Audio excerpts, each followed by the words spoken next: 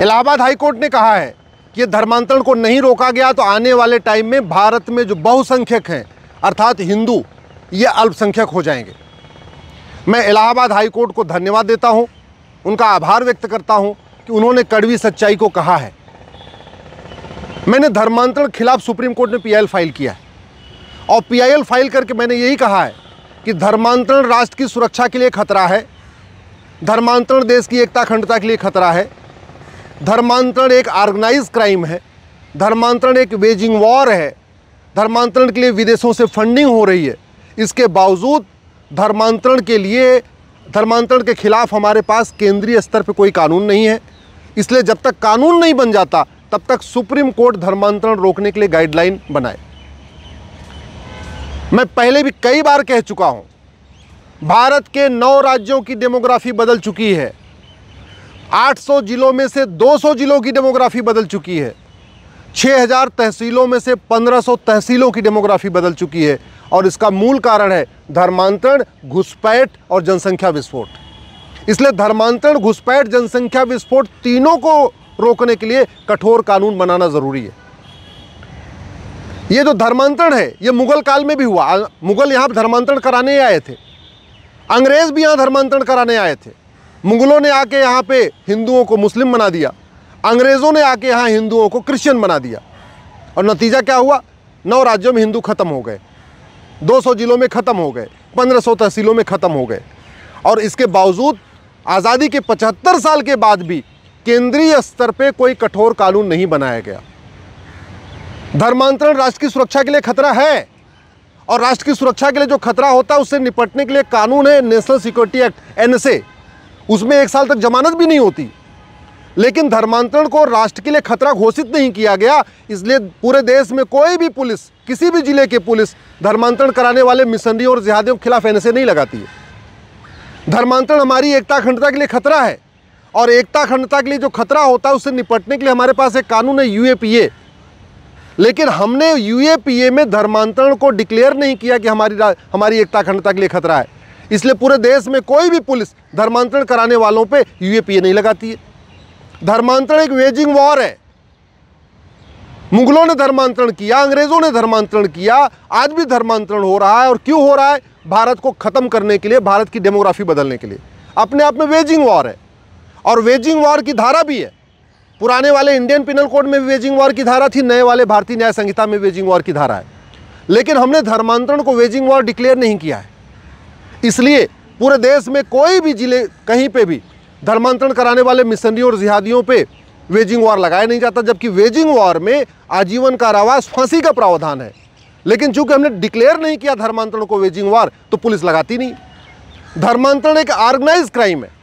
कोई एक व्यक्ति धर्मांतरण नहीं कराता, पूरा संगठन होता है।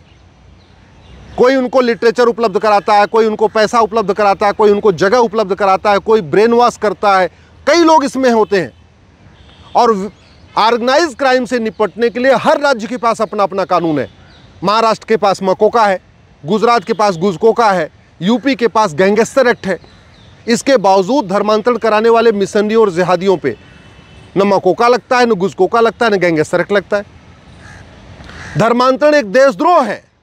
इससे बड़ा देशद्रोह क्या होगा कि भारतीयों को, हिंदुओं को, जो संविधान की इक्वलिटी को मानते हैं, जस्टिस को मानते हैं, लिबर्टी को मानते हैं, फ्रेटर्निटी को मानते हैं, यूनिटी को मानते हैं, नेशनल इंटीग्रेशन को मानते हैं, उनको विदेशी रिलीजन में कन्वर्ट करना और ऐसे रिलीजन में कन्वर्ट करना जो सबको एक समान मानता ही नहीं है। भारतीयों को जो संविधान को मानते हैं, प्रियम्बल के एक एक शब्द को मानते हैं, उनको ऐसे रिलीजन में कन्वर्ट कर देना जो न इक्वलिटी को मानते हैं, न जस्टिस को मानते हैं, न लिबर्टी मानते हैं, न फ्रेटर्निटी मानते हैं। ऐसे विदेशी रिलीजन में कन्वर्ट करना जो वसुधैव कुटुंबकम को नहीं मानते, नारी तू नारायणी मानते, सर्वधर्म समभाव नहीं मानते, सबका साथ सबका विकास नहीं मानते। इससे बड़ा देशद्रोह क्या होगा? और जो नई वाली भारतीय न्याय संहिता है उसमें देशद्रोह के लिए सजा है, लेकिन धर्मांतरण को हमने देशद्रोह घोषित नहीं किया है। इसलिए देश में कोई भी पुलिस धर्मांतरण कराने वाले मिशनरियों और जिहादियों पर देशद्रोह की धारा नहीं लगा रही। धर्मांतरण के लिए बाकायदा फंडिंग होती है, खाड़ी देशों से हवाला के जरिए फंडिंग होती है और अमेरिका और यूरोप से FCRA के जरिए फंडिंग होती है। हमने FCRA को भी नहीं ख़त्म किया, फंडिंग लगातार जारी है। हवाला के जरिए फंडिंग होती है, हमने हवाला का कानून भी बहुत कठोर नहीं बनाया, इसलिए फंडिंग जारी है। धर्मांतरण कराने वाले मिशनरी और जिहादियों की फंडिंग लगातार हो रही है। बैंकों के जरिए फंडिंग हो रही है, हमने यूनिफॉर्म बैंकिंग कोड भी नहीं बनाया। लगभग 50,000 करोड़ की फंडिंग होती है विदेशों से बैंकों के माध्यम से। मेरी उसकी एक अलग PIL चल रही है यूनिफॉर्म बैंकिंग कोड के लिए, लेकिन यूनिफॉर्म बैंकिंग कोड भी लागू नहीं हुआ है। तो फंडिंग चल रही है, और फंडिंग चल रही है तो धर्मांतरण हो रहा है। भाई, कश्मीर हमारे हाथ से निकल चुका है, लद्दाख हमारे हाथ से निकल चुका है, लक्षद्वीप हमारे हाथ से निकल चुका है, मिजोरम हमारे हाथ से निकल चुका है, मेघालय हमारे हाथ से निकल चुका है, नागालैंड हमारे हाथ से निकल चुका है, मणिपुर हमारे हाथ से निकलने वाला है, अरुणाचल हमारे हाथ से निकलने वाला है, सिक्किम हमारे हाथ से निकलने वाला है। अगर आप स्टेट वाइज देखें तो उत्तर प्रदेश के 80 जिलों में से 20 जिले हमारे हाथ से निकलने वाले। वही हालत आपकी बिहार की है, पंजाब की, आप उठा के देख लीजिए। पूरे पंजाब में कन्वर्जन हो रहा है, गुरुओं की धरती पे, जहां सिख पंथ की स्थापना हुई थी धर्मांतरण रोकने के लिए।